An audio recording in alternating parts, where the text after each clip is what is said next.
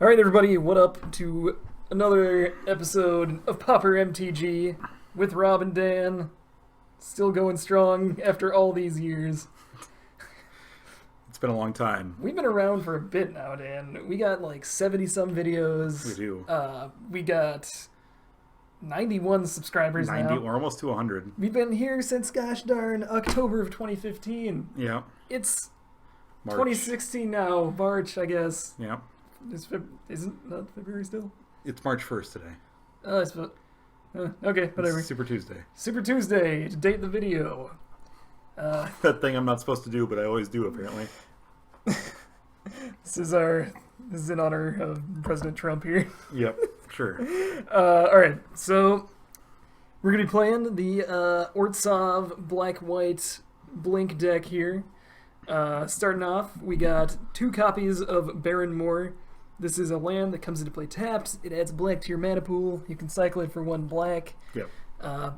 We have also a copy of, where is he? Secluded Steppe. Same idea, except for it's white.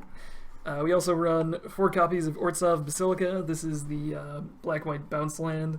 So say you play one of your things when you need an early game or whatever. You can just return it to your hand with the Orzhov Basilica, and then you get to draw a card. Cycle it, yeah. Yeah, look at that. It's Amazing. technology. And it adds 1 black, 1 white to your mana pool, so it's like 2 lands in 1 almost. Yeah. We got 5 copies of Plains here.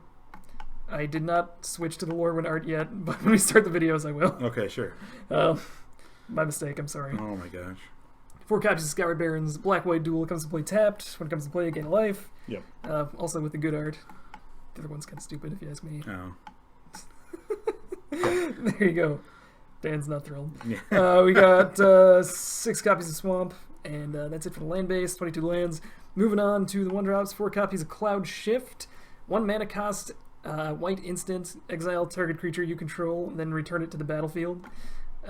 This is synergistic with a lot of our creatures, and we'll get into that in a second. Yeah. We got 4 copies of Deadweight. This could just be Disfigure. But, I mean, I like the ability to put this on a creature that isn't necessarily going to die and just making it slightly smaller. Yeah. Has more utility in that regard, although it is sorcery speed.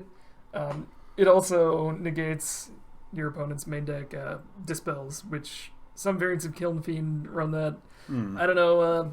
Once again, I don't know if Deadweight is correct. The reason it's in here at the moment is because we started off with Grey Merchant of Asphodel in the deck. Yeah. And we don't have that anymore, but Deadweight remains just because I like it. I don't know. Also, it's got cool art. Look at that guy. He's got a big chain on him. Sure. 1 copy of Raven's Crime. 1 black mana. Target player discards a card. It has Retrace, which means I can cast this card from my graveyard by discarding a land card in addition to paying its other costs. So if I got a floody hand, every land I draw will be a discard spell. Wow. Pretty sweet. Moving on to the 2-drops. We got 4 copies of Journey to Nowhere. We've been over this. The best white removal enchantment base, blah blah blah, etc. 2 copies of Otherworldly Journey. Does the same thing as Cloud Post, except for the creature comes into play at the next end step rather than immediately. Yeah. So you can use this to counter edict effects, essentially. And when it comes back into play, it gets a +1/+1 counter on it. So it can buff your guys a little bit, provides a little bit of evasion, and also has synergy with a lot of our deck. Fun fact about this card here is you can actually target your opponent's creatures with it. So say someone's coming at you with like a lethal Kiln Fiend, you can just cast this guy and exile it on a turn, which is kind of neat. Anyway, we got 4 copies of Mesmeric Fiend. This is one of my favorite cards in Pauper. 2 mana, 1/1. When it comes into play, target opponent reveals his or her hand. You can take any non-land card from it and exile it. And when Mesmeric Fiend leaves the battlefield, you return the exiled card to its owner's hand. And this works in conjunction with Cloudshift and Otherworldly Journey. So what happens, this guy comes into play with its ability on the stack. You exile it with one of your instant spell Cloudshift cards. And that will put 1 instance of the Mesmeric Fiend leaves play, return, exile a card to its owner's hand on the stack before, it will resolve before the first thing. So effectively this guy can exile 2 cards, 2 non-land cards, in conjunction with 1 will just be gone forever. Cloudshift. Yeah, 1 will be gone forever. And that's that guy. Moving on, we got Ravenous Rats. As a 2/of, this guy is just a 1/1 for 2 mana. Comes into play, target opponent discards a card. It can work in conjunction with Cloudshifts. Not necessarily the creature you want to be Cloudshifting, but it's there if you need it. Yeah. The reason this guy is even in the deck at all is just because we really needed something to do between turns like 1 and 2. Yeah. So it is what it is, because Mesmeric Fiend is essentially going to be a 3-drop. Can be a 2-drop if needed, but it's not optimal. Yeah. 4 copies of Castigate, black-white. Target opponent reveals his or her hand. You choose an online card from it and exile that card.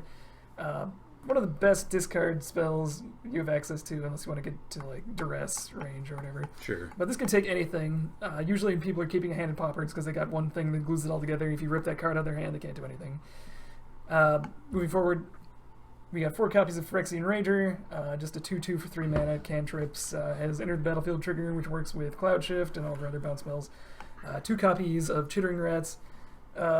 This guy might be a 4/of instead of the Phyrexian Rager, but I found that in this deck you tend to get a lot of your opponents like really valuable spells out of their hand quite quickly.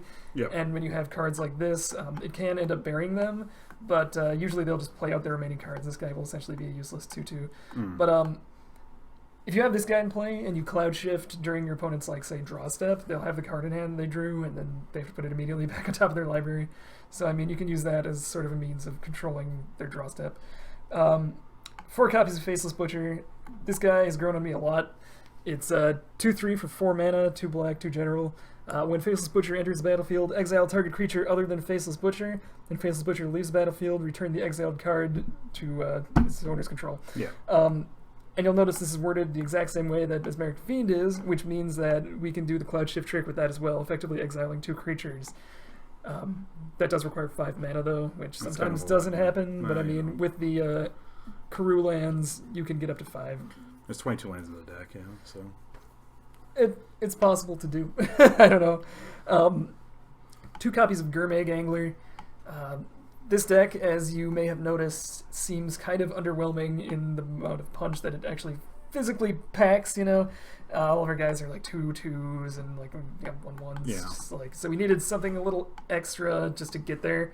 The cards that I'm not completely sold on in this deck are Ravenous Rats and Gurmag Angler. This slot has been, these 4 cards have been switching around a lot. And this is what I've settled on. I'm not exactly sure if it's right. Feel free to let me know what you think, though. Moving on to the sideboard, we got 2 copies of Mana Tithe, 1 white mana, counter target spell, unless its controller pays 1. In white, Dan. Wow. Look at this. It's literally white Force Spike. Wizards is whitewashing our cards now. Hollywood's whitewashing our actors. What's next? Where does it end? Turn around and look at Wizards, the government's fucking you in the ass. You turn around and look at the government, and then Wizards is fucking you in the ass. It's just, there's no end. How do you win? Everywhere I walk, it's into a giant erect dick. Okay, Mana Tithe. No one expects a counter out of white. Right. This card is rarely run in many decks at all, and I don't expect a lot of people to be playing around it.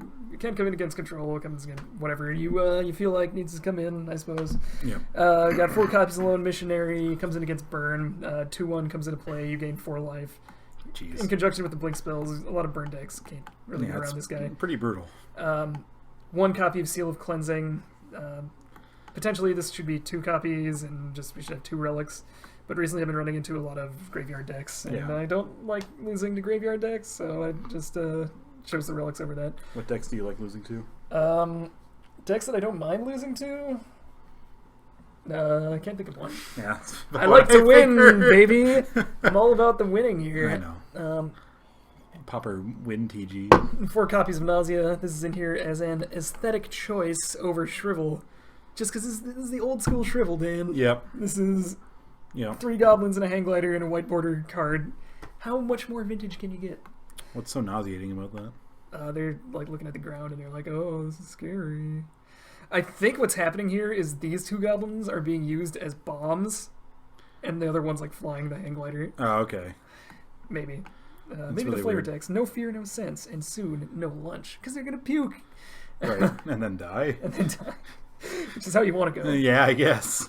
Puking from a glider. 1 extra copy of Read the Bones. I also realized that I just glossed over that we have 1 in the main deck.